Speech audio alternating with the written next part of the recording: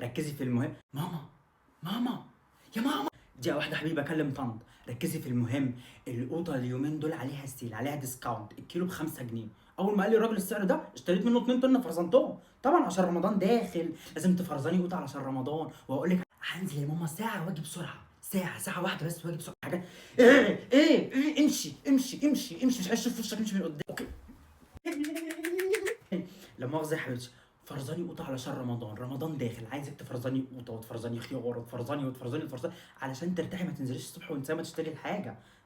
ابو عمر جه. طيب يا حبيبتي هكلمك تاني عشان برضه اقول لك تعملي الزبادي ازاي في البيت، علشان ما تشتريهوش من الشارع، حاجات كده بسيطه وسهله. ماشي يا حبيبتي كلميني تاني، مع السلامه، سلام سلام سلام. هنحط اللبن ونقوم غالينه على النار ونرمي عليه كوبايه زبادي. خلاص ماشي، من غير مواد حافظه خلي بالك. ماشي يا حبيبتي، مع السلامه، مع السلامه، سلام سلام سلام. خش اندهي لاخوكي من جوه عشان كان عايز مني حاجه انا كده. نزل؟ مين اللي قال له ينزل؟ الله، نزل يا ماما، مش انت قاعده تقولي له روح روح روح روح؟ انت فين؟ انت تيجي دلوقتي حالا. مين اللي قالك تنزل؟ تنزل من غير اذن ليه؟ وعشان ابوك مش موجود؟ تعالى دلوقتي حالا للبيت، اقفل السكه اللي قدامي.